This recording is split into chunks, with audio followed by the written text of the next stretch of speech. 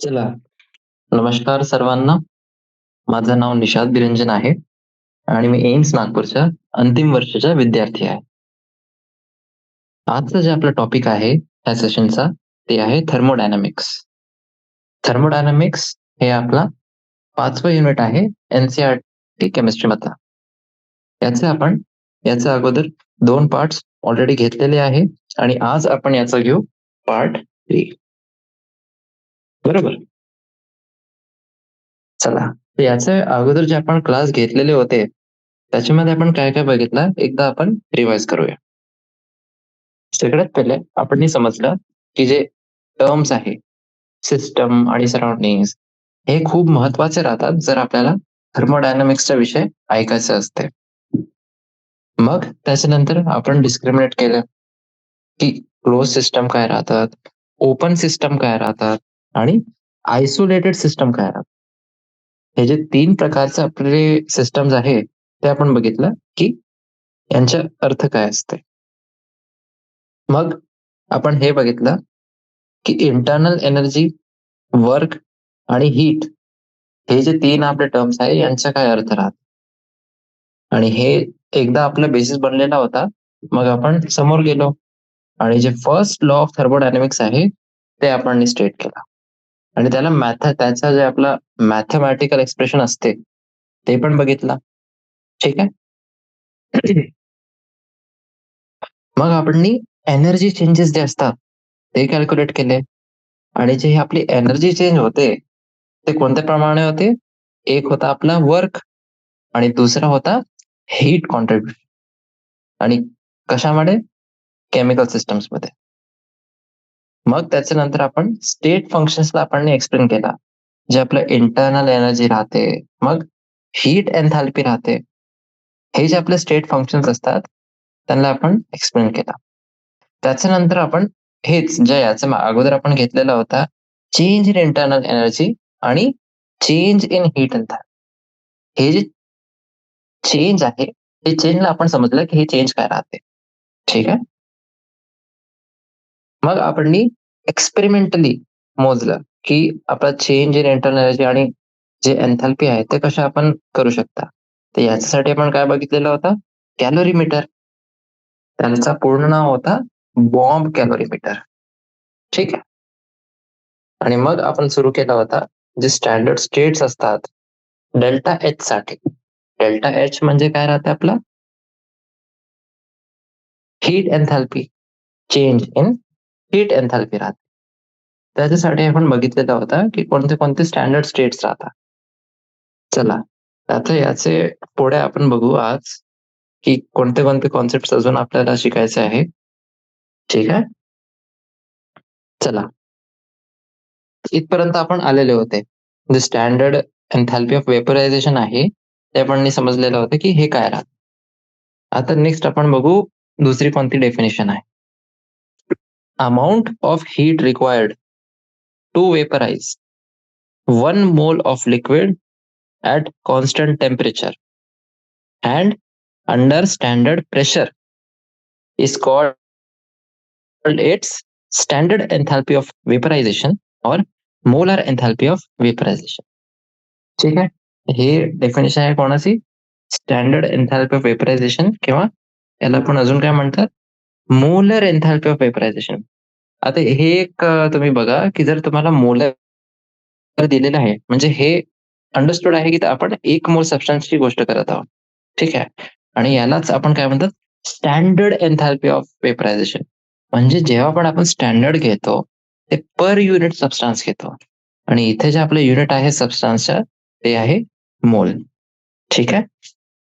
जितकं हिट आपल्याला पाहिजे to vaporise 1 mole of liquid constant टेम्परेचरवर आणि स्टँडर्ड प्रेशर मध्ये. आणि हे स्टँडर्ड प्रेशर किती आहे 1 बार. यालाच आपण म्हणतात मोलार एन्थॅल्पी ऑफ वेपरायझेशन किंवा स्टँडर्ड एन्थॅल्पी ऑफ वेपरायझेशन. आता एक प्रोसेस असते आपला सब्लिमेशन. सब्लिमेशनचा अर्थ काय राहते. सब्लिमेशन म्हणजे direct conversion of solid into its vapour. ठीक आहे. सॉलिड जे आहे डायरेक्टली त्याचा वेपर मध्ये घेतात आणि याचं एक्झाम्पल आहे आपला सॉलिड CO2 किंवा ड्राय आईस. हे तुम्ही आता न्यूजमध्ये ऐकलेलं असेल की गुरुग्राम मध्ये एक बार होता किंवा एक कॅफे होता.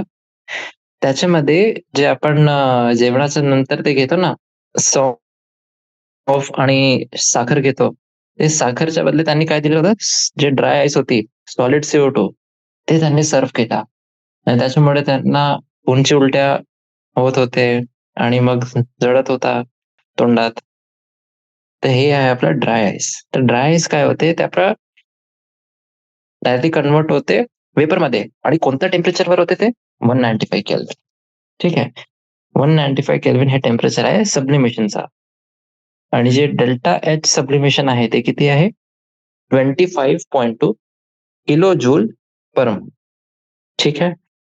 आणि तसंच आपल्याला नॅफ्थलीनसाठी पण दिलेलं आहे. नॅफ्थलीन हळूहळू होते. जे आपले ते राहतात ना, नॅफ्थलीन बॉल्स राहतात जे आपण कपड्यांमध्ये ठेवतात. तर त्यांची जी डेल्टा एच सब्लिमेशन आहे ते आहे 73 किलो जूल पर मोल. बरोबर. चला, आता हे होतं आपलं वेपरायझेशनसाठी. आता तसंच सब्लिमेशनसाठी आपण डेफिनेशन म्हणू शकतो. Standard एन्थॅल्पी of sublimation, delta H sublimation हे काय आहे? Change in एन्थॅल्पी when 1 mole of solid substance sublimes at constant temperature and under standard pressure. ठीक आहे. स्टँडर्ड एन्थॅल्पी ऑफ सब्लिमेशन काय आहे? हे चेंज इन एन्थॅल्पी आहे जेव्हा 1 मोल, जिथे पण स्टँडर्ड आपण लिहित आहोत तिथे 1 मोल सबस्टन्सची आपण गोष्ट करत आहोत. ठीक आहे. तर जे 1 मोल सॉलिड सबस्टन्स आहे ते कॉन्स्टंट टेम्परेचर आणि स्टँडर्ड प्रेशरच्या अंतर्गत ते कन्वर्ट होते. ठीक आहे. आता हे जे आपलं मॅग्निट्यूड राहते, जे ताकद राहते एन्थॅल्पी चेंजची, ते कोणत्या फॅक्टरवर डिपेंड करते? ते डिपेंड करते की जे इंटरमॉलिक्युलर इंटरॅक्शन्स आहे, ते सबस्टन्सचे मॉलिक्युल्स किंवा ॲटम्सच्या मधात, ते किती ताकदवर आहे. ठीक आहे. त्याची स्ट्रेंथ आहे आपली intermolecular interactions in the substance, ज्यांचं फेज ट्रान्सफॉर्मेशन होत आहे, त्यांच्यावर ते डिपेंड करते की एन्थॅल्पी चेंज किती होईल. याचं एक्झाम्पलसाठी बघा, जे आपले स्ट्रॉंग हायड्रोजन बॉन्ड्स राहतात वॉटर मॉलिक्युल्सच्या मधात, ते त्यांना टाइटली पकडून ठेवते लिक्विड फेजमध्ये. ऑर्गॅनिक लिक्विड आहे कोणतंही, जसं की आपण ऍसिटोन बघा, तिथे जे आपले इंटरमॉलिक्युलर डायपोल डायपोल इंटरॅक्शन्स राहतात, ते कमजोर राहतात. ठीक आहे. म्हणूनच त्याला कमी हीट पाहिजे जर आपल्याला 1 मोल ऍसिटोनला वेपराइज करायचं आहे. आणि तेच आपण जर बघू की आपल्याला 1 मोल वॉटरला वेपराइज करायचं आहे, तर त्याला जास्त हीट पाहिजे. ठीक आहे. चला, तर इथे आता 2 प्रॉब्लेम्स आहे आपल्याजवळ. तर 2 प्रॉब्लेम्स बघू. प्रॉब्लेम 5.7 काय म्हणत आहे आपल्याला? हे swimmer coming out from pool is covered with film of water weighing about 18 gram. Swimmer आहे, पूलने बाहेर येत आहे तो, त्याच्यावर जे पाणी आहे त्याचं वजन किती आहे? 18 gram. How much heat must be supplied to evaporate this water at 298 Kelvin.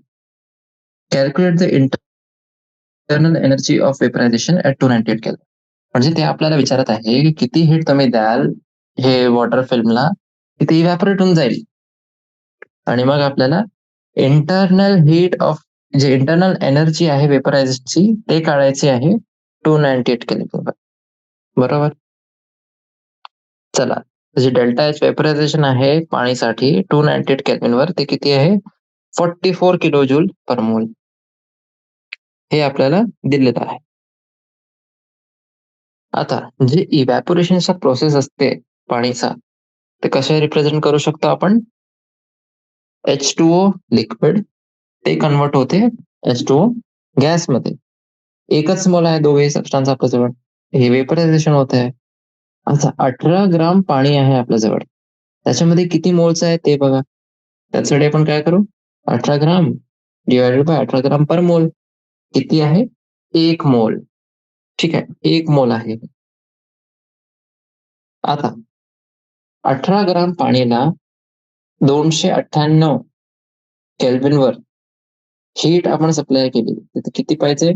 N into delta H vaporisation. आता एन किती आहे? डेल्टा एच वेपरायझेशन जे होता ते 1 मोलसाठी होता. इथे किती मोल्स आहे आपल्याजवळ? एकच आहे. आपला आन्सर काय येईल? 44 किलो जूल. ठीक आहे. आणि ह्याच्या मध्ये एक अझम्पशन आहे, हे पता, हे बघा, हे ऍडव्हान्स कॉन्सेप्ट आहे आपले फिजिक्सचे. याच्यामध्ये आपला अझम्पशन काय आहे की जे स्टीम आहे आपला, स्टीम म्हणजे जे गॅशियस फॉर्म आहे आपल्या पाणीचा, जे आपलं प्रॉडक्ट आहे हे रिॲक्शनचा, ते आपला आयडियल गॅस सारखा बिहेव करत आहे. ठीक आहे. चला, हे होतं आपलं की किती हीट आपल्याला त्याला दिली पाहिजे की ते इव्हॅपोरेट होईल. याच्या नंतर आपल्याला बघायचं आहे इंटरनल एनर्जी ऑफ वेपरायझेशन. याचं काय कॉन्सेप्ट आहे? चला, जे डेल्टा यू वेपरायझेशन आहे ते आहे आपला delta H vaporisation minus P delta V. हे पी डेल्टा व्ही काय आहे? हे आहे आपला वर्क डन. ठीक आहे. चला, आता याच्यामध्ये आपण पी डेल्टा व्ही जे आहे तर आपण आयडियल गॅस इक्वेशन त्याच्यामध्ये लावू. आणि जेव्हा आपण आयडियल गॅस इक्वेशन लावली तेव्हा आपण काय लिहू शकतो त्याला? Delta H vaporisation minus delta N G R T. कारण की आपल्याला माहिती आहे की PV is equals to N R T. ठीक आहे. चला, म्हणजे आपल्याला काय भेटलं? Delta H vaporisation minus delta N G R T is equals to 44 kilo minus 1 into 8.314 into 298 into 10⁻³ kilo joule per joule. तर आपल्याला जी इंटरनल एनर्जी भेटली ती किती भेटली? 41.53 किलो जूल. ठीक आहे. चला, तर हे होता आपला प्रॉब्लेम 5.7. आता आपण बघू 5.8. चला, याच्यामध्ये आपल्याला काय दिलेलं आहे? Assuming water vapour to be perfect gas, calculate internal energy change जेव्हा 1 मोल वॉटर हे 100 डिग्री सेल्सिअसवर आहे आणि 1 बार प्रेशरवर आहे, त्याला कन्वर्ट केलेला आहे आपण आईस मध्ये आणि त्याचं तापमान किती आहे? 0 डिग्री सेल्सिअस. जे एन्थॅल्पी ऑफ फ्युजन ऑफ आईस आहे ते आपल्याला दिली आहे 6 किलो जूल पर मोल. आणि हीट कॅपॅसिटी ऑफ वॉटर जे आहे ते आपल्याला दिलेली आहे 4.2 जूल पर ग्राम डिग्री सेल्सिअस. ठीक आहे. चला, आता याच्यामध्ये जे आपलं चेंज होत आहे ते स्टेप 1 बघा. फर्स्ट स्टेप काय होईल आपला? 1 मोल पाणी आहे आपल्याजवळ. ठीक आहे. 100 डिग्री सेल्सिअसवर आहे. ते कन्वर्ट होत आहे 1 मोल H2Oच आहे, पण हे लिक्विड आहे. हे आहे आपला 0 डिग्री सेल्सिअस. हे झालं आपलं एन्थॅल्पी चेंज. आणि दुसरा स्टेप काय होईल? 1 मोल H2O जे लिक्विड मध्ये आहे 0 डिग्री सेल्सिअस, त्याला आपल्याला कन्वर्ट करायचं आहे 1 मोल H2O सॉलिड. ठीक आहे, 0 डिग्री सेल्सिअसवर. हे आहे आपला एन्थॅल्पी चेंज 2. ठीक आहे. हे झाले आपले 2 एन्थॅल्पी चेंज. जे टोटल राहील आपला ते काय होईल? ते दोघांचा सम होईल. ठीक आहे. Delta H1 plus delta H2.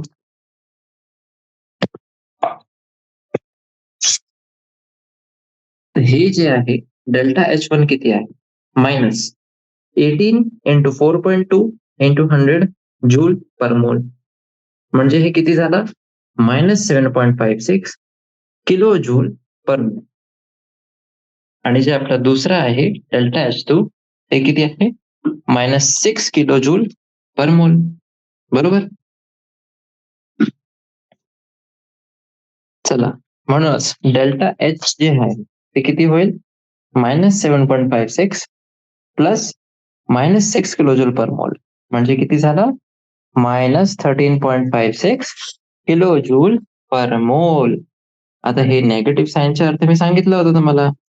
Negative साईनचा अर्थ काय राहते, की हे कोणत्या प्रकारचे रिॲक्शन आहे? Exothermic reaction. ठीक आहे, म्हणजे याच्यामध्ये हीट जे आहे ते बाहेर डिसिपेट होत आहे. ठीक आहे, चला आता जे आपलं व्हॉल्यूम आहे पाणीचा, ते जे आपलं चेंज झालेलं होतं लिक्विडनी सॉलिडमध्ये, त्याच्यामध्ये आता व्हॉल्यूम मध्ये काही सिग्निफिकंट चेंज नाही आलेला आहे, खूप लहानच चेंज आहे. म्हणून पी डेल्टा व्ही जे आहे ते डेल्टा एनची चे बरोबर आहे आणि हे किती आहे? 0. म्हणूनच हे जे एन्थॅल्पी आहे चेंज, तेच आपलं इंटरनल एनर्जी चेंज आहे आणि ते किती आहे?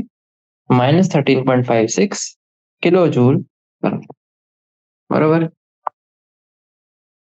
चला, तर हे होता आपला 5.8 हे वाला प्रॉब्लेम. आता आपण बघू स्टँडर्ड मोलार एन्थॅल्पी फॉर्मेशन. हे काय काय सबस्टन्स आपल्याला दिलेली आहे, याचे डेफिनेशन बघू आधी आपण आणि मग त्याच्यानंतर आपण ह्या टेबलवर येऊ. ठीक आहे, चला ठीक आहे. हे आहे आपला स्टँडर्ड एन्थॅल्पी ऑफ फॉर्मेशन. काय असते हे ते बघू आपण. Standard एन्थॅल्पी change for formation of 1 mole of a compound from its elements in their most stable state of aggregation. ठीक आहे, हे जे यांचे मोस्ट स्टेबल स्टेट आहे ऍग्रिगेशनचे, त्याला अजून काय म्हणतात आपण? Reference state. आणि हे जे आहे त्यालाच आपण म्हणतात स्टँडर्ड मोलार एन्थॅल्पी ऑफ फॉर्मेशन. आणि याचं सिम्बल काय आहे? Delta H F. समजू आपण याला. स्टँडर्ड एन्थॅल्पी मध्ये चेंज आहे हे कशासाठी? 1 मोल कंपाऊंड आपल्याला फॉर्म करायचा आहे, बनवायचं आहे फ्रॉम इट्स एलिमेंट्स, त्यांच्या एलिमेंट्स पासून. आणि हे जे एलिमेंट्स आहे ते आपले सगळ्यात जास्ती जे स्टेबल स्टेट आहे ऍग्रिगेशनचे त्याच्यामध्ये आहे. ठीक आहे, आणि हे जे स्टेट्स राहतात त्यालाच आपण म्हणतात रेफरन्स स्टेट. ठीक आहे,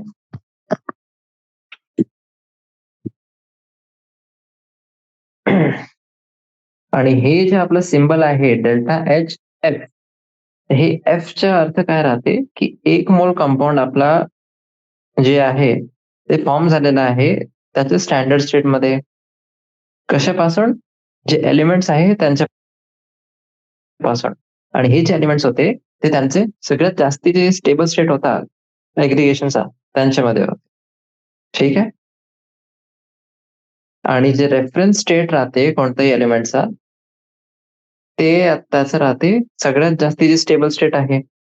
आणि हे कोणत्या तापमानावर राहते? 25 डिग्री सेल्सिअस आणि 1 बार प्रेशर. ठीक आहे, चला त्याच्यामध्ये आपण याला हायलाइट करून घेऊ. 1 मोल कोणताही तुम्ही स्टँडर्ड जिथे पण बघाल ना, ते 1 मोल सबस्टन्स साठी होईल. आणि सिम्बल पण आपल्याला माहिती आहे की डेल्टा एच एफ राहते. ठीक आहे, चला त्याच्या एक्झाम्पल साठी आपण काय बघू? डायहायड्रोजन. ठीक आहे, डायहायड्रोजनचा जे रेफरन्स स्टेट आहे ते आहे आपला हायड्रोजन गॅस. आणि जे डाय ऑक्सिजन आणि कार्बन आहे सल्फर, त्याचं काय काय आहे? ऑक्सिजन गॅस, सी ग्राफाइट म्हणजे सॉलिड मध्ये आहे. ठीक आहे, कार्बन ग्राफाइट आणि सल्फर रॉम्बिक, हे सगळे आहे यांचे रेफरन्स स्टेट. बरोबर. आता आपण बघू काय काय रिएक्शन्स आपल्याला दिलेल्या आहेत ज्यांच्या स्टँडर्ड मोलार एन्थॅल्पी ऑफ फॉर्मेशन पण तिथे इंडिकेट केलेलं आहे. ठीक आहे, बघा इथे जे आपण एलिमेंट्स बघितले होते आता त्यांचंच आहे हे. ठीक आहे, H2 gas plus half O2 gas, आपल्याला काय भेटते? H2O liquid. याच्यासाठी जे आपलं स्टँडर्ड एन्थॅल्पी ऑफ फॉर्मेशन आहे ते किती आहे? -285.8 किलो जूल पर मोल. हे झालं आपलं डायहायड्रोजन साठी. आणि याच्या नंतर आपण बघू ग्राफाइट साठी. ठीक आहे, ग्राफाइट म्हणजे कार्बन सॉलिड.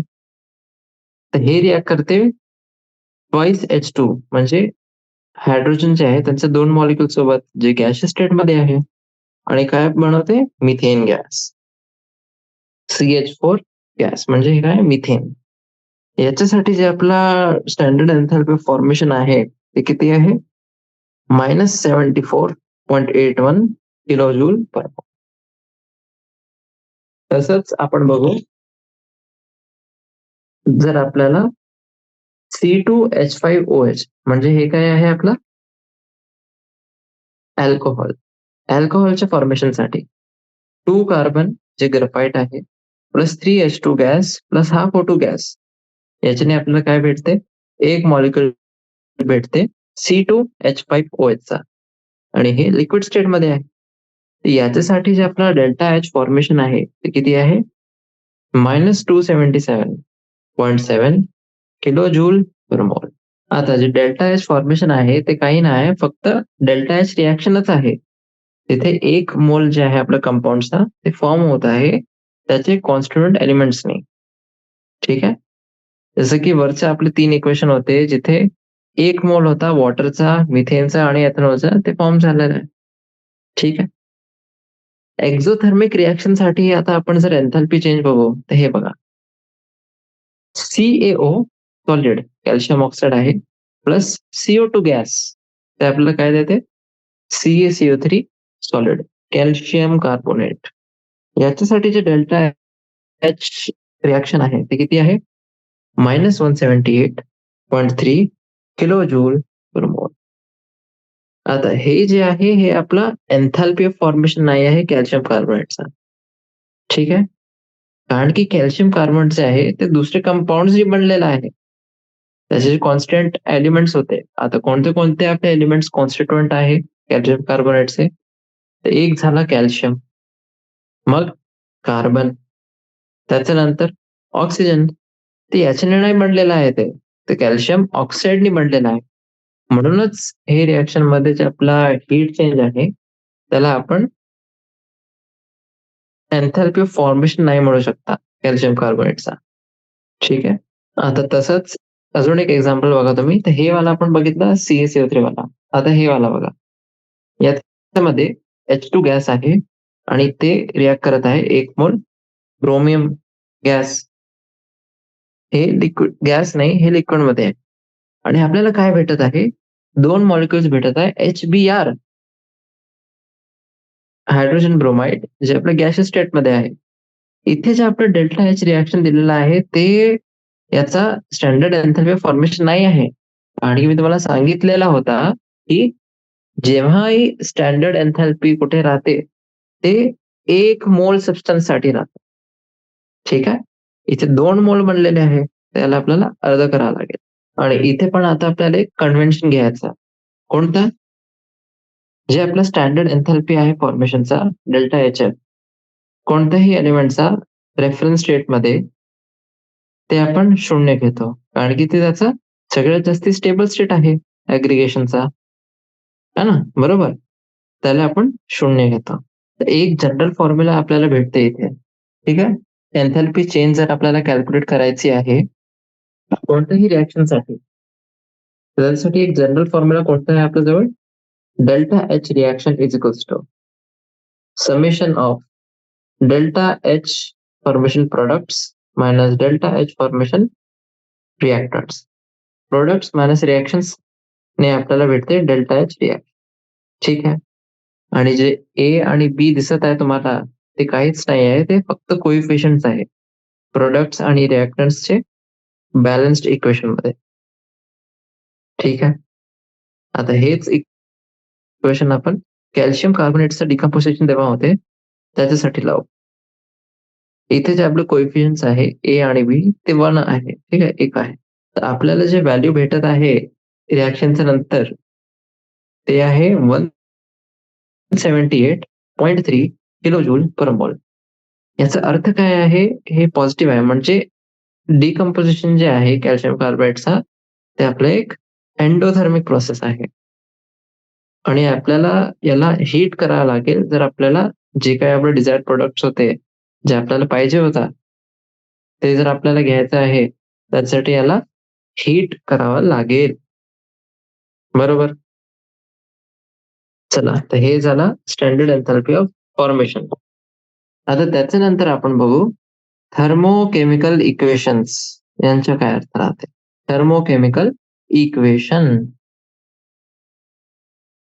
चला, थर्मोकेमिकल इक्वेशन म्हणजे काय राहते. हे आहे आपली balanced chemical equation together with value of its delta H reaction. त्यालाच म्हणतात आपण थर्मोकेमिकल रिॲक्शन. आता जेव्हा पण आपण हे रिॲक्शन लिहितो तेव्हा फिजिकल स्टेट आपल्याला स्पेसिफाय करावं लागते. फिजिकल स्टेट आणि त्याच्यासोबत आपल्याला एलोट्रोपिक स्टेट पण तिथे लिहावं लागते. ठीक आहे, इक्वेशन मध्ये. जसे की एक्झाम्पल बघा तुम्ही, C2H5OH अल्कोहोल जे आहे इथेनॉल लिक्विड स्टेट मध्ये आहे, प्लस 3 मॉलिक्युल्स आहे आपले ऑक्सिजनचे गॅशियस स्टेट मध्ये. यांचं रिॲक्शन झालं तर आपल्याला काय भेटलं, 2 मॉलिक्युल्स भेटले CO2 गॅसचे आणि 3 मॉलिक्युल्स भेटले H2O लिक्विड. ठीक आहे. याच्यासाठी आपलं डेल्टा एच रिॲक्शन होता ते काय होतं, -1367 किलो जूल पर मोल. हे जी रिॲक्शन इक्वेशन होती आपली, ते आपल्याला काय सांगत आहे, combustion of liquid ethanol constant temperature आणि प्रेशरवर. नेगेटिव्ह साइनचा अर्थ काय आहे, की ही आपली एक्झोथर्मिक रिॲक्शन आहे. ठीक आहे. तर आपल्याला काय काय जे रेग्युलर कन्व्हेन्शन्स आहे त्याला लक्षात ठेवावं लागेल जर आपल्याला थर्मोकेमिकल इक्वेशन समजायचं आहे. ठीक आहे. कोणते कोणते कन्व्हेन्शन्स आहे ते बघूया आपण. जे आपले बॅलन्स्ड थर्मोकेमिकल इक्वेशन मध्ये कोइफिशियंट्स राहतात ते आपल्याला काय सांगतात, की किती नंबर ऑफ मोल्स आहे. ठीक आहे. मॉलिक्युल्स नाही सांगतात ते, हे लक्षात ठेवा. ते आपल्याला सांगतात किती मोल्स. ठीक आहे. किती मोल्स आहे रिएक्टंटचे आणि प्रोडक्ट्सचे जे आपले रिॲक्शन मध्ये इन्व्हॉल्ड आहे. ठीक आहे. मग बघा तुम्ही, जे न्यूमेरिकल व्हॅल्यू आहे डेल्टा एच रिॲक्शनची, ते कशाला रेफर करते, number of moles of substances specified by an equation. ठीक आहे. आणि जे स्टँडर्ड एन्थॅल्पी चेंज आहे त्याचं युनिट काय राहील, किलो जूल पर मोल. आणि हेच कॉन्सेप्ट समजायसाठी आपण कॅल्क्युलेशन करू हीट ऑफ रिॲक्शनची. कोणत्या इक्वेशनसाठी ते बघा. Fe2O3 जे आपला सॉलिड स्टेट मध्ये आहे, ते रिॲक्ट करत आहे हायड्रोजन गॅस सोबत 3 मॉलिक्युल्स. आणि आपल्याला काय भेटत आहे, 2 मॉलिक्युल्स आयरनचे सॉलिड स्टेट मध्ये, प्लस 3 मॉलिक्युल्स वॉटरचे लिक्विड स्टेट मध्ये. ठीक आहे. आणि जे कोइफिशियंट्स आपण हे कॅल्क्युलेशन मध्ये प्रयोग केलेले आहे ते आपले प्युअर नंबर आहे. ठीक आहे. आणि हेच आपले आहे की त्यांचं किती आपला स्टोइशियोमेट्रिक कोइफिशियंट राहील तेवढेच आहे. आणि जे डेल्टा एच रिॲक्शन साठी आपली युनिट असते ते काय असते, किलो जूल पर मोल.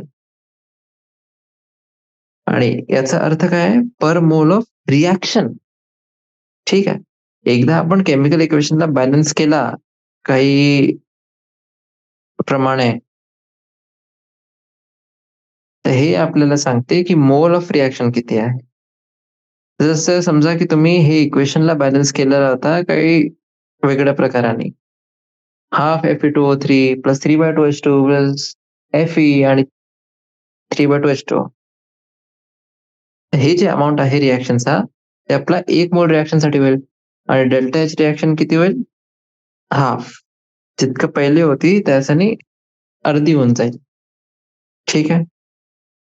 आणि हे आपल्याला काय सांगते, की एन्थॅल्पी जे आहे ते आपली एक्सटेन्सिव्ह क्वांटिटी आहे.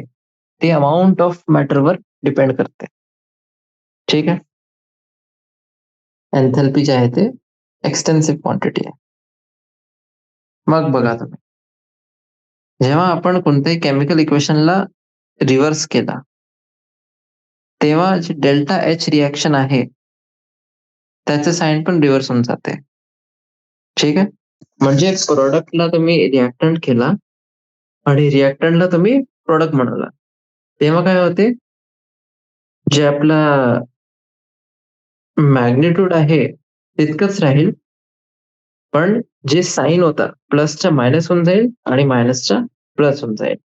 ठीक आहे. तर हे होतं आपलं थर्मोकेमिकल इक्वेशन्स मध्ये आपल्याला काय काय बघावं लागते. ठीक आहे.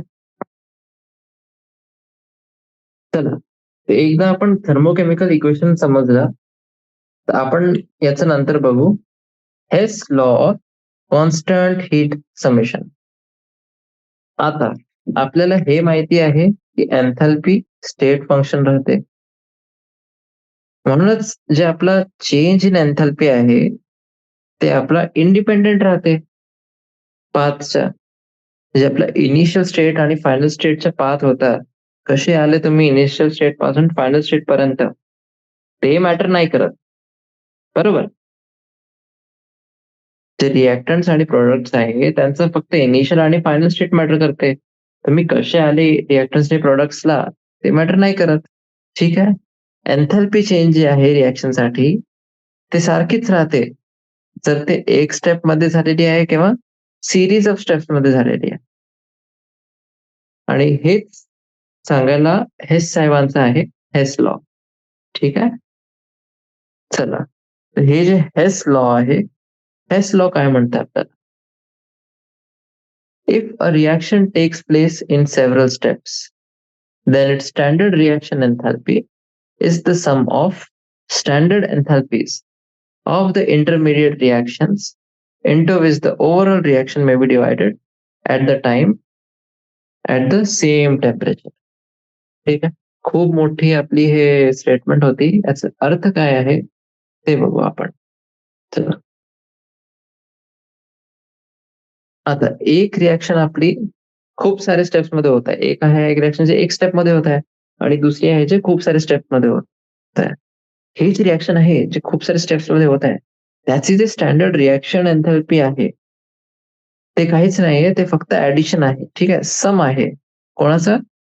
स्टँडर्ड एन्थॅल्पीचा. जे आपले इंटरमिडिएट रिएक्शन होते ना, खूप सारे स्टेप्स होते, ते प्रत्येक स्टेपसाठी काहीतरी आपली एन्थॅल्पी चेंज असेल. हे जितके आपले एन्थॅल्पी चेंज आहे इंटरमिडिएट स्टेप्सचे, त्यांचा सम राहते. ठीक आहे.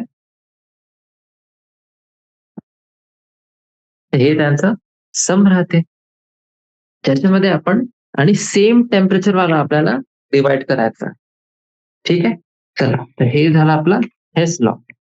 आता हे हेस लॉचा आपण हे शिकत आहोत, पण याचं इम्पॉर्टन्स काय आहे, याचं महत्व काय आहे, याचं सिग्निफिकन्स काय आहे, ते आपल्याला समजायला पाहिजे. हे समजूया आपण एक एक्झाम्पलने.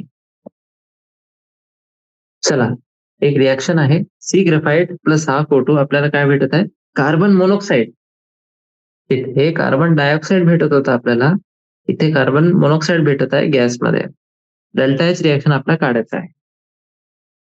आपल्याला माहिती आहे की सीओ गॅस जे आहे ते आपलं मेजर प्रोडक्ट आहे, पण काहीतरी CO2 गॅस जे आहे ते काही लहान प्रमाणे पण ते प्रोड्यूस होईल ह्या रिएक्शन मध्ये. म्हणूनच आपण जे एन्थॅल्पी चेंज आहे त्याला डायरेक्टली नाही मोजू शकतो. हे जे रिएक्शन आहे त्यासाठी डायरेक्टली आपण मोजू नाही शकतो. ठीक आहे. पण जर आपण काही दुसरे रिएक्शन शोधले असेच रिलेटेड यांचे स्पीशीज जे आहे त्याच्यासाठी, आपण एन्थॅल्पी चेंज करू शकतो या रिएक्शन साठी. जसं की बघा, कार्बन ग्राफाइट प्लस O2 आपल्याला भेटते CO2, carbon monoxide plus half O2 आपल्याला भेटते CO2. ठीक आहे. आता हे जे दोन रिएक्शन्स आहे याला आपण कंबाईन करू शकतात, जोडू शकतात अशा प्रकारे की आपल्याला डिझायर्ड रिएक्शन भेटतील आपल्याला. ठीक आहे.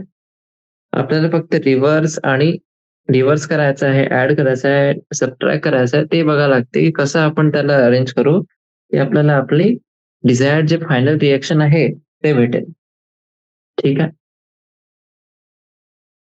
इथे आपण काय केलं? काहीच नाही, यांना रिअरेंज केला. हे जे आहे 4 स्टेट होते इथे बघा, A, B, C, D. ठीक आहे. एक आहे आपला delta HR, A to B मध्ये जायचं आहे आपल्याला. आता A टू B मध्ये तुम्ही डायरेक्टली जाऊ शकता किंवा A टू C चा, मग C नी D वर जा आणि D नी B वर या. ठीक आहे. तर हे जे आहे डेल्टा HR ते काय आहे? Delta H1 plus delta H2 plus delta H3. म्हणजे इतके आपले मधातले स्टेप्स होते, त्यांचे जे स्टँडर्ड एन्थॅल्पी चेंज आहे, ते सगळ्यांना आपल्याला ऍड करायचं आहे. बरोबर? तर हे होतं आपलं हेच law of constant heat summation. हे खूप महत्वाचं आहे, त्याला समजून घ्या तुम्ही आता. ठीक आहे. आता याच्या नंतर आपल्याला सुरू करायचं आहे दुसरा आपला एक मेजर टॉपिक आहे. कोणता आहे मेजर टॉपिक? आहे enthalpies for different types of reactions. जे वेगळे प्रकारचे आपले रिॲक्शन्स राहतात, त्यांच्यासाठी आपल्याला एन्थॅल्पीज बघायचं आहे. जसं की सगळ्यात पहिले आपण बघू स्टँडर्ड एन्थॅल्पी ऑफ कंबशन. ठीक आहे. आणि याचं सिम्बल काय आहे? Delta Hc. म्हणजे स्टँडर्ड एन्थॅल्पी आहे हे 1 मोल सबस्टन्स साठी. आणि कशासाठी आहे हे? कंबशन साठी. बरोबर? ठीक. चला. तर हे जे कंबशन रिॲक्शन्स आहे ते आपले एक्झोथर्मिक राहतात. ठीक आहे. ते आपले इंडस्ट्री, रॉकेटरी आणि दुसरे जे वॉक्स ऑफ लाईफ आहे त्यांच्यामध्ये राहतात. स्टँडर्ड एन्थॅल्पी ऑफ कंबशन जे आहे त्याचं डेफिनेशन काय आहे ते बघूया आपण. ठीक आहे. स्टँडर्ड एन्थॅल्पी ऑफ कंबशनला आपण डिफाईन करतो एन्थॅल्पी चेंज पर मोल. इथे पण बघा मी पर मोल म्हणत आहोत. जे काही स्टँडर्ड असते त्याच्यामध्ये आपल्याला 1 मोल साठी बघायला लागते. ठीक आहे. पर युनिट अमाऊंट कोणत्याही सबस्टन्स साठी जेव्हा ते अंडरगो काय होत आहे? कंबशन. आणि सगळे जे आपले रिॲक्टन्स आणि प्रोडक्ट्स आहे ते स्टँडर्ड स्टेटमध्ये आहे स्पेसिफाईड टेम्परेचरवर. ठीक आहे. जसं की कुकिंग गॅस आहे आपल्या सिलेंडर्समध्ये, त्याच्यामध्ये काय राहते? मोस्टली आपला ब्युटेन राहते. ब्युटेन म्हणजे C4H10. जेव्हा 1 मोल ब्युटेनचा पूर्ण कंबशन होत आहे तेव्हा 2658 kilo joule of heat release होते. ठीक आहे. आणि याच्यासाठी आपण थर्मोकेमिकल रिॲक्शन जे आहे ते पण लिहू शकतो. जसं की C4H10 गॅस ते आपली रिॲक्ट करत आहे 13/2 जे मोल आहे ऑक्सिजन सोबत. आणि आपल्याला काय भेटत आहे? 4 मॉलिक्युल्स कार्बन डायऑक्साइडचे जे गॅसियस स्टेटमध्ये आहे आणि 5 मॉलिक्युल्स वॉटर मॉलिक्युल्सचे. ठीक आहे. जे लिक्विड स्टेटमध्ये आहे. आणि जे डेल्टा H कंबशन आहे ते किती आहे? -2658 किलो जूल पर मोल. तसंच ग्लुकोजसाठी पण आहे. ठीक आहे. फक्त तुम्हाला रिॲक्शन द्यावं लागते आणि त्याला एक्सपेरिमेंटली कंबशन करावं लागते आणि मग आपल्याला भेटते ते. ठीक आहे. आपली जे बॉडी आहे ते पण फूड पासून एनर्जी जनरेट करते, जे आपलं सेम आपला ओव्हरऑल प्रोसेस आहे कंबशन सारखं. पण जे आपले फायनल प्रोडक्ट जे आहे, जे आपले बनतात, हे पूर्ण कॉम्प्लेक्स जे रिॲक्शन्स होते बायोकेमिकल हे पूर्ण सिरीज होते ना यांची रिॲक्शन्स आहे. त्यांच्यामध्ये एन्झाईम्स पण होते. ठीक आहे. याला समजायसाठी आपण 5.9 प्रॉब्लेम हे वाले बघू. ठीक आहे. 1 मोल आहे बेन्झीनचा, त्याचं कंबशन बघायचं आहे आपल्याला. ठीक आहे. ते होत आहे 298 केल्विनवर आणि 180 वर प्रेशर. कंबशनच्या नंतर CO2 गॅस आणि H2O लिक्विड हे आपले प्रोड्यूस होत आहे. आणि 3267 किलो जूल जे हीट आहे ते आपली रिलीज होत आहे. ठीक आहे. आपल्याला स्टँडर्ड एन्थॅल्पी ऑफ फॉर्मेशन कॅल्क्युलेट करायचं आहे बेन्झीनसाठी. आणि आपल्याला CO2 आणि H2O यांच्यासाठी स्टँडर्ड एन्थॅल्पी ऑफ फॉर्मेशन जे आहे ते दिलेले आहे. आणि ते किती आहे? CO2 साठी आहे ते आहे -393.5 किलो जूल पर मोल आणि H2O लिक्विड साठी आहे -285.83 किलो जूल पर मोल. चला, तर सगळ्यात पहिले आपण काय लिहू इथे? C6H6 म्हणजे बेन्झीनसाठी 6 मॉलिक्युल्स आपण घेऊ कार्बन म्हणजे ग्रेफाइटचे. त्याची रिॲक्शन आपण करू 3 मॉलिक्युल्स हायड्रोजन सोबत जे गॅशियस स्टेटमध्ये आहे आणि आपल्याला काय भेटेल C6H6 लिक्विड स्टेटमध्ये. याच्यासाठी आपल्याला काढायचं आहे डेल्टा एच फॉर्मेशन. जे एन्थॅल्पी ऑफ कंबशन आहे 1 मोल बेन्झिनसाठी ते किती आहे C6H6 लिक्विड प्लस O2 आणि हे O2 किती घ्यायचं आपल्याला 15/2. आपल्याला काय भेटते 6 मॉलिक्युल्स CO2 गॅसियस स्टेटमध्ये आणि 3 मॉलिक्युल्स वॉटर मॉलिक्युल्स आहे जे लिक्विड स्टेटमध्ये आहे. डेल्टा एच कंबशन जे आहे ते किती आहे -3267 किलो जूल पर मोल. 1 मोल कार्बन डायऑक्साइड गॅस साठी जे एन्थॅल्पी फॉर्मेशन आहे ते किती आहे C graphite plus O2 gas ते किती भेटते आपल्याला 1 मोल भेटते CO2 चा आणि याच्यासाठी आपल्याला दिलेली आहे प्रश्नामध्ये -393.5 किलो जूल पर मोल. आता जे एन्थॅल्पी फॉर्मेशन आहे 1 मोल वॉटर साठी ते पण आपल्याला दिलेली आहे H2 प्लस हाफ O2. याच्याने आपल्याला काय भेटते H2O लिक्विड. ठीक आहे. इक्वेशन 3 जे आहे त्याला आपण मल्टिप्लाय करू 6 सोबत आणि जे चौथी इक्वेशन होते त्याला आपण मल्टिप्लाय करू 3 सोबत. तर आपल्याला काय भेटते बघा जे फायनल रिएक्शन जे आपल्याला भेटत आहे ते कशी आहे 6 कार्बन ग्राफाइट प्लस 6 O2 याच्याने आपल्याला भेटते 6 CO2 गॅस. ठीक आहे. आणि याच्यानंतर फक्त आपल्याला जे इक्वेशन आहे त्यांना सम करायचं आहे त्यांचं आणि मग रिव्हर्स करायचं आहे इक्वेशन सेकंडला. ठीक आहे. चला हे होतं आपला स्टँडर्ड एन्थॅल्पी ऑफ कंबशन. आता कंबशनच्या नंतर आपण बघू एन्थॅल्पी ऑफ ऍटमायझेशन. ठीक आहे. Enthalpy of atomization. आता ऍटमायझेशन मध्ये तुम्ही बघू शकता की ऍटमाइज म्हणजे ऍटम्सचा काहीतरी खेळ आहे. ठीक आहे. H2 गॅस हे कन्वर्ट होत आहे आपले 2 ऍटम्स हायड्रोजनचे जे आपले गॅसियस स्टेटमध्ये आहे आणि याच्यासाठीचे डेल्टा एच ऍटमायझेशन आहे किती आहे 435 किलो जूल पर मोल. आपण हे बघू शकतो की जे हायड्रोजनचे ऍटम्स आहे ते कसे फॉर्म होतात जेव्हा आपण हायड्रोजन हायड्रोजन बॉन्ड जे आहे त्यांना तोडतात डायहायड्रोजन मध्ये. ठीक आहे. हेच जे आपला एन्थॅल्पी चेंज आहे ह्या प्रोसेसचा त्यालाच आपण म्हणतात एन्थॅल्पी ऑफ ऍटमायझेशन. आणि हे काय आहे आज ऍक्च्युली आपला एन्थॅल्पी चेंज आहे जे आपण 1 मोल बॉन्ड्सला तोडत आहोत. ठीक आहे completely to obtain atoms in the gas phase. Gas phase मध्ये आपल्याला ऍटम्स ऑप्टेन करायचे आहे. ठीक आहे.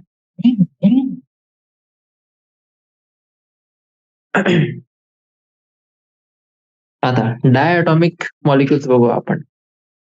डायअटॉमिक मॉलिक्युल्स मध्ये काय होते जसे की डाय हायड्रोजन आहे वर आपण बघितलेला होता. एन्थॅल्पी ऑफ ऍटमायझेशन ते आपलं काय राहते बॉन्ड डिसोसिएशन एन्थॅल्पी पण राहते. बाकीचे एक्झाम्पल्स आहे आपले एन्थॅल्पी ऑफ ऍटमायझेशनचे ते कोणते कोणते आहेत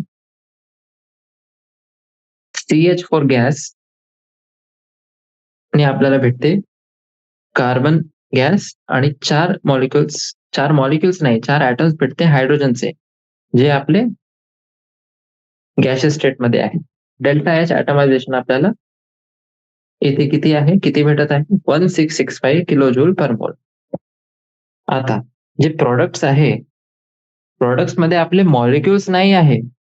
ठीक आहे. प्रोडक्ट्स मध्ये फक्त ऍटम्स आहे कार्बनचे आणि हायड्रोजनचे गॅशियस फेज मध्ये. आणि याच्या नंतर आपल्याला एक रिॲक्शन बघायची आहे त्याच्यामध्ये सोडियम आहे सॉलिड स्टेट मध्ये ते कन्वर्ट होत आहे सोडियम जे गॅशियस स्टेट मध्ये आहे. ठीक आहे. याच्यासाठी जे आपलं डेल्टा एच ऍटमायझेशन आहे ते किती आहे 108.4 किलो जूल पर मोल. आणि हे केसमध्ये जे आपला एन्थॅल्पी ऑफ ऍटमायझेशन आहे ते एन्थॅल्पी ऑफ सब्लिमेशन सारखंच राहते. ठीक आहे. Same as enthalpy of sublimation.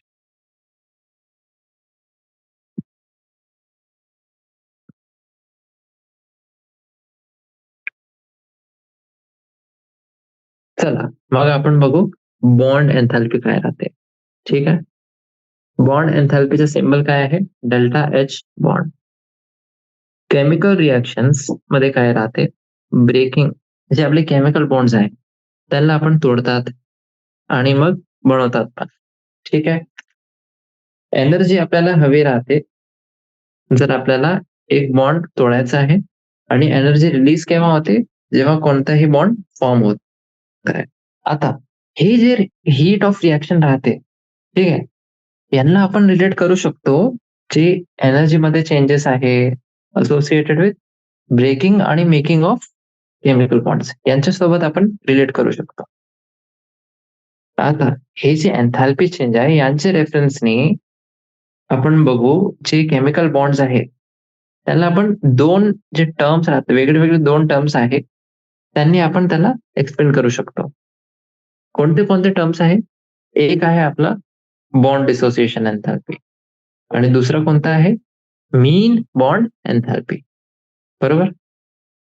हे दोन कोणते कोणते टर्म्स होते? बॉन्ड डिसोसिएशन एन्थॅल्पी आणि मीन बॉन्ड एन्थॅल्पी. एकदा आपण बघू डायटॉमिक मॉलिक्युल्स साठी, आणि मग त्याच्या नंतर आपण बघू पॉलीएटॉमिक मॉलिक्युल्स साठी. ठीक आहे. तर हे झाले आपलं डायटॉमिक आणि पॉलीएटॉमिक. चला, डायटॉमिक मध्ये काय आहे? एक प्रोसेस आपण एक्झाम्पल साठी घेऊ, डायहायड्रोजन गॅसचा. आता डायहायड्रोजन गॅस म्हणजे काय? H2 गॅस मध्ये आहे आणि ते कन्वर्ट होत आहे दोन ऍटम्स हायड्रोजनचे, जे पण गॅशियस स्टेट मध्ये आहे. ठीक आहे. H आपला बॉन्ड आहे. ठीक आहे. याला ब्रेक करायला जे आपला एन्थॅल्पी होता ते किती आहे? 435 किलोजूल पर मोल. आता जे एन्थॅल्पी चेंज आहे ह्या प्रोसेसमध्ये, ते आपला बॉन्ड डिसोसिएशन एन्थॅल्पी आहे हायड्रोजन हायड्रोजन बॉन्डचा. आणि बॉन्ड डिसोसिएशन एन्थॅल्पी काय आहे आपला? चेंज इन एन्थॅल्पी जेव्हा एक मोल कोव्हॅलंट बॉन्ड्स, कोणाचे? गॅशियस कोव्हॅलंट कंपाऊंडचे, ते आपण तोडतात आणि गॅस फेज मध्येच प्रोडक्ट्स पण बनवतात. ठीक आहे. आता हे जे आहे ते आपलं एन्थॅल्पी ऑफ ऍटमायझेशन जे आहे डायहायड्रोजनचा, त्याच्यासारखंच राहते. ठीक आहे. आणि हे आपलं ट्रू राहते सगळे जे आपले डायटॉमिक मॉलिक्युल्स आहेत त्यांच्यासाठी. ठीक आहे. एक्झाम्पल साठी बघा, क्लोरीन गॅस, हे कन्वर्ट होते दोन ऍटम्स क्लोरीन मध्ये, हे पण गॅशियस स्टेट मध्ये आहे. आता जे क्लोरीन क्लोरीन बॉन्डला आपला तोडायला एन्थॅल्पी चेंज हवी होती आपल्याला, ती किती होती? 242 किलोजूल पर मोल. तसंच ऑक्सिजन गॅस पण आहे, त्याला आपल्याला तोडायचं आहे दोन ऍटम्स ऑक्सिजन मध्ये, याच्यासाठी पण जे आहे ते किती आहे? 428 किलोजूल पर मोल. हे होतं आपलं डायएटॉमिक मॉलिक्युल्स साठी. पॉलीएटॉमिक्स जे मॉलिक्युल्स राहतात आपले, त्यांच्यामध्ये काय राहते ते बघू आपण. चला, पॉलीएटॉमिक मॉलिक्युल आहे जसं की मिथेन असो किंवा कोणताही दुसरा घ्या तुम्ही, मिथेन घेऊ आपण. ठीक आहे. जी आपली ओव्हरऑल थर्मोकेमिकल इक्वेशन आहे मिथेनसाठी, मिथेनचा ऍटमायझेशन रिएक्शन साठी, ते कशी राहते? CH4 गॅस, ते कन्वर्ट होते एक ऍटम कार्बनचा गॅशियस मध्ये आणि 4 ऍटम हायड्रोजनचे, ते पण गॅशियस स्टेट मध्येच आहे. ठीक आहे. आणि याच्यासाठी जे आपल्याला डेल्टा एच ऍटमायझेशन लागते ते किती लागते? 1665 किलोजूल पर मोल. आता मिथेन मध्ये काय आहे? 4 कार्बन हायड्रोजन बॉन्ड्स आहे, ते आपले आयडेंटिकल राहतात बॉन्ड लेंथ आणि एनर्जी मध्ये. ठीक आहे. पण जे एनर्जीज आपल्याला पाहिजे individual carbon hydrogen bonds break करायला, ते प्रत्येक स्टेप मध्ये डिफर करते. ठीक आहे. जसं की बघा, एक बॉन्ड आपण ब्रेक केला, त्याच्यासाठी आपल्याला किती लागली? 427. त्याच्यानंतर 439, मग 452, आणि जे आखरी होता आपला शेवटचा जे होता त्याच्यासाठी 347. म्हणूनच हे जे आहे त्याला आपण सम केला, तर आपल्याला किती भेटला? 1665. आणि हेच केसेस आहे आपले पॉलीएटॉमिक मॉलिक्युल्सचे, ज्यांच्यामध्ये आपण मीन बॉन्ड एन्थॅल्पी हे जे कॉन्सेप्ट आहे ते याचा प्रयोग करू शकतो. ठीक आहे. जसं की मिथेनमध्ये कार्बन हायड्रोजन बॉन्डचा काढायचा आहे आपल्याला. Bond dissociation एन्थॅल्पी. तर आपण काय करू, 4 बॉन्ड्स आहे, आयडेंटिकल आहे लेंथमध्ये आणि एनर्जीमध्ये पण. तर त्याला आपण 1/4 करू. ठीक आहे. 1/4 भाग घेऊ आपण पूर्ण डेल्टा एच ॲटमायझेशनचा. आपल्याला काय भेटते, 416 किलो जूल पर मोल. बरोबर. आणि इथे पण आपण एक जनरल फॉर्म्युला जे आहे ते पण बनवू शकतो. हे जनरल फॉर्म्युला कोणता आहे, summation bond एन्थॅल्पी reactant minus bond एन्थॅल्पी product.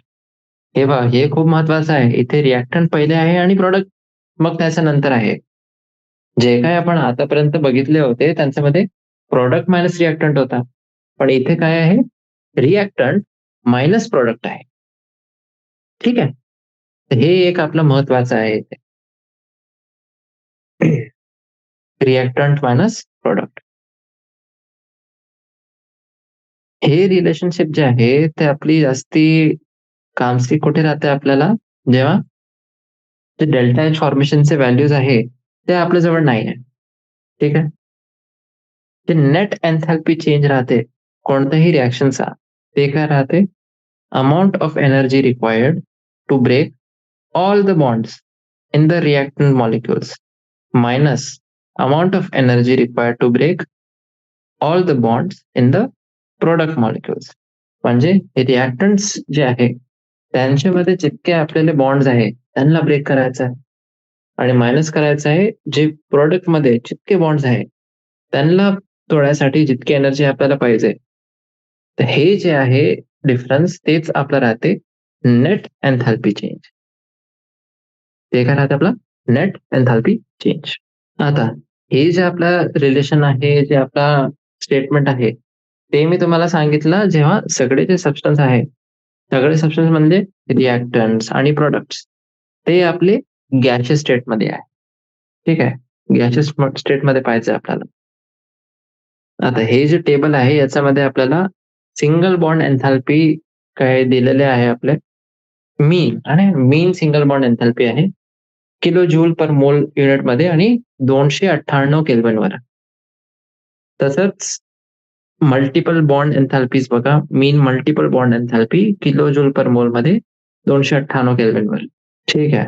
आता एक भाग आपला राहिलेला होता, ते काय आहे, जे आपला कार्बन हायड्रोजन बॉन्ड एन्थॅल्पी होती, मीन बॉन्ड एन्थॅल्पी, ते किती होती, 416 किलो जूल पर मोल मिथेन मॉलिक्युल मध्ये.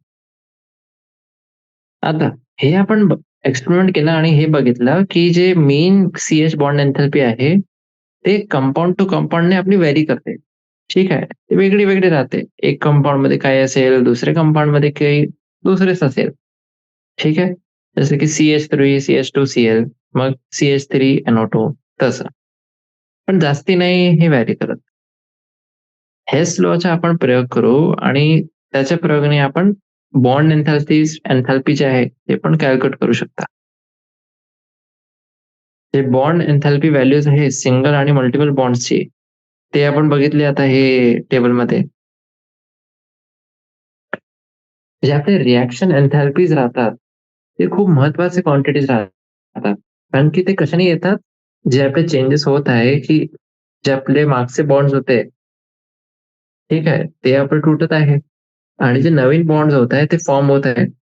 जे एन्थॅल्पी ऑफ रिएक्शन आहे गॅस फेज मध्ये, ते आपण प्रेडिक्ट करू शकतो.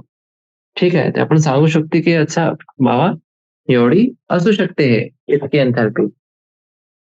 आणि त्याचं मेथड काय आहे, जर आपल्याला वेगळे वेगळे जे बॉन्ड एन्थॅल्पीज आहे ते माहिती आहे. जे स्टँडर्ड एन्थॅल्पी ऑफ रिएक्शन राहते डेल्टा एच आर, ते आपल्या बॉन्ड एन्थॅल्पीजनी रिलेटेड आहे रिएक्टन्स आणि प्रोडक्ट्स जे गॅस फेज रिएक्शन मध्ये आहे त्यांच्यासोबत. आणि त्याचा आपण जे एक्सप्रेशन होता ते बघितलेला होता, delta H reaction is equals to summation bond enthalpies reactants minus summation bond enthalpies products. ठीक आहे. हे होतं आपलं एक्सप्रेशन.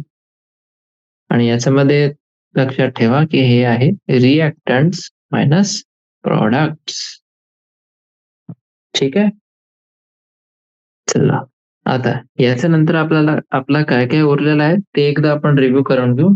एक आहे आपलं लॅटिस एन्थॅल्पी. याच्यामध्ये आपल्याला आयोनायझेशन एनर्जी आणि इलेक्ट्रॉन एफिनिटी बघायची आहे. मग आपल्याला घ्यायचं आहे एन्थॅल्पी ऑफ सोल्युशन. ठीक आहे. ते आपलं 5वं राहील टॉपिक. 6वं काय राहील? एन्थॅल्पी ऑफ डायल्युशन राहील. एक झाला सोल्युशन आणि दुसरा आपला राहील डायल्युशनचा. मग त्याच्यानंतर आपण बघू स्पॉन्टेनिटी काय राहते.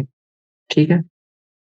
स्पॉन्टेनियस प्रोसेस काय राहते, स्पॉन्टेनिटीचा अर्थ काय राहते, डिक्रीज इन एन्थॅल्पी क्रायटेरिया राहते की नाही राहते, एन्ट्रोपी काय राहते आणि स्पॉन्टेनिटीनी कशाला इथे रिलेटेड आहे. मग त्याच्यानंतर गिब्स एनर्जी आणि स्पॉन्टेनिटीचं आपण रिलेशन बघू. ठीक आहे. त्याच्यानंतर एन्ट्रोपी आणि दुसरा लॉ जे आहे थर्मोडायनामिक्सचा ते बघू आपण. मग त्याच्यानंतर ऍब्सोल्यूट एन्ट्रोपी आणि तिसरा लॉ आपला थर्मोडायनामिक्सचा. मग आपण घेऊ गिब्स एनर्जी चेंज आणि इक्विलिब्रियम यांच्यामध्ये काय रिलेशन असते आणि ते आपलं शेवटचा टॉपिक राहील या चॅप्टरचा. ठीक आहे. हळूहळू आपण कव्हर करू आणि समजून करू हे. ठीक आहे. हे लक्षात आपल्या डोक्यात जायला जायला पाहिजे. ठीक आहे. चला मग. Thank you.